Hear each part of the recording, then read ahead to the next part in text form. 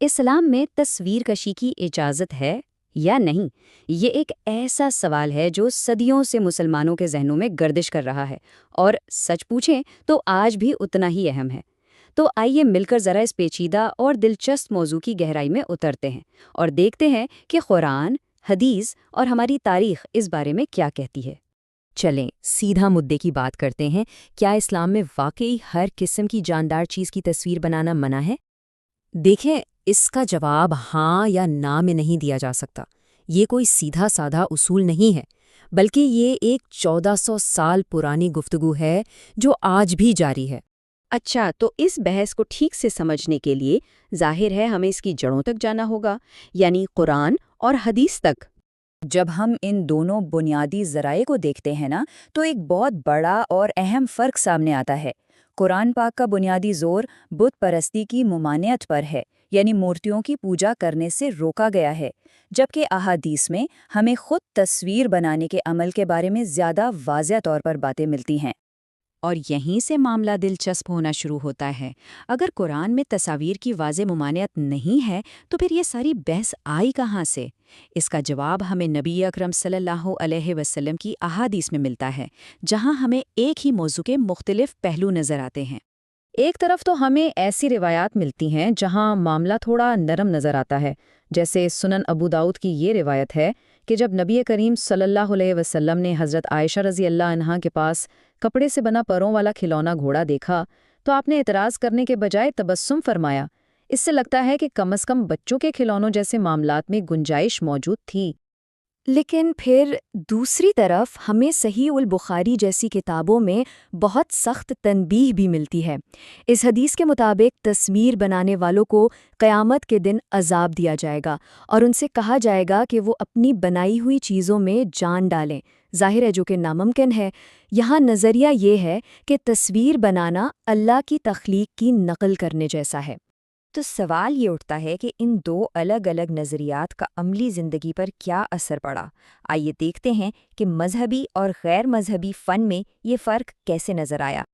اگر ہم مذہبی فن کی بات کریں، مساجد کو دیکھیں، قرآن پاک کے نسخوں کو دیکھیں، تو وہاں آپ کو انسانوں یا جانوروں کی شکلیں بالکل نظر نہیں آئیں گی۔ مقصد یہ تھا کہ عبادت میں دھیان نہ بھٹکے اور بت پرستی کا کوئی شائبہ بھی نہ رہے۔ اس کے بجائے اسلامی فن نے جیومیٹریکل ڈیزائن، خطاطی اور پھول بوٹوں کے فن کو ایک نئی بلندی پر پہنچا دیا۔ لیکن جیسے ہی ہم اس مذہبی دائرے سے باہر نکلتے ہیں نا اور شاہی درباروں اور محلوں کی دنیا میں قدم رکھتے ہیں تو منظر ایک دم سے بدل جاتا ہے۔ اموی دور کے محلات سے لے کر فارسی اور مغل مخطوطات تک ہمیں انسانوں اور جانوروں کی جیتی جاگتی تصویروں کا ایک پورا خزانہ ملتا ہے۔ اور یہ کوئی ایک دو مثالیں نہیں ہیں۔ اموی دور کے محلات کی دیواروں پر بنی تصاویر، فارسی، عثمانی اور مغل دور کی شاندار منی ایچر پینٹنگز، یہاں تک کہ اٹلی میں پایا جانے والا پیزا گرفن جیسا مجسمہ، یہ سب اس بات کا ثبوت ہے کہ غیر مذہبی فن میں تصویر کشی کی روایت کتنی مضبوط اور عام تھی۔ یہ تو ہو گئی تاریخ اور عملی زندگی کی بات۔ اب ذرا دیکھتے ہیں کہ قانون اور شریعت کے ماہرین یعنی فقہا اس سب کو کیسے دیکھتے ہیں۔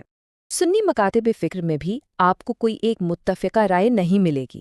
زیادہ تر علماء یعنی حنفی، شافعی اور حنبلی جانداروں کی تصویر کشی کو عام طور پر ناجائز سمجھتے ہیں، لیکن مالکی مکتب فکر کا نظریہ تھوڑا مختلف اور دلچسپ ہے۔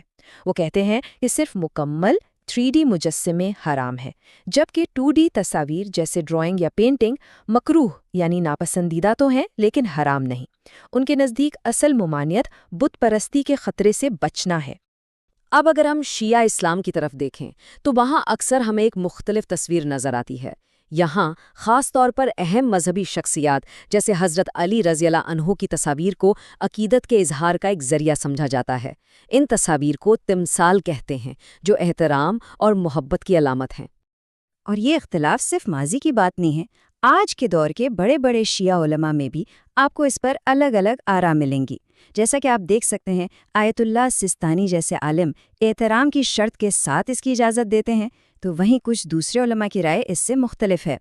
اور پھر ان سب کے بیچ آ گئی جدید ٹیکنالوجی یعنی فوٹوگرافی اور ویڈیو، جس نے اس صدیوں پرانی بحث کو ایک بالکل نیا موڑ دے دیا۔ فوٹوگرافی نے آ کر اس پوری بحث کو ایک نیا رخ دے دیا۔ اس پر بھی دو بڑے گروہ بن گئے۔ ایک طبقہ کہتا ہے کہ فوٹوگرافی بھی تصویر ہی ہے، چاہے کیمرے سے بنے، اس لیے اس پر وہی پرانے احکامات لاگو ہوں گے، جبکہ دوسرا اور شاید زیادہ مقبول نظریہ یہ ہے کہ فوٹوگرافی تخلیق نہیں ہے بلکہ یہ حقیقت کا عکس ہے، بالکل ویسے ہی جیسے آئینے میں نظر آتا ہے، اس لیے اللہ کی تخلیق کی نقل کرنے کے زمرے میں نہیں آتا۔ اور بات یہاں ختم نہیں ہوتی۔ ڈیجیٹل دور نے تو اس میں اور بھی دلچسپ موڑ ڈال دیے ہیں۔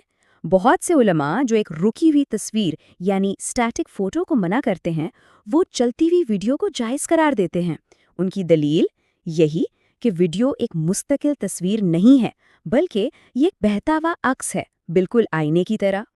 تو ان تمام مذہبی حدود کے باوجود مسلم فنکاروں نے ہمیشہ بڑے تخلیقی راستے نکالے ہیں، جیسے تصویر کو جان بوجھ کر نامکمل چھوڑ دینا، شاید آنکھیں نہ بنانا، یا پھر گردن پر ایک لکیر کھینچ دینا، یہ دکھانے کے لیے کہ یہ زندہ نہیں ہے۔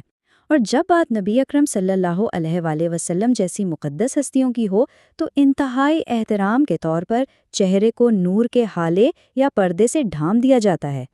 تو اس ساری گفتگو کا خلاصہ کیا ہے؟ ہم کس نتیجے پر پہنچے؟ بات سیدھی سی ہے۔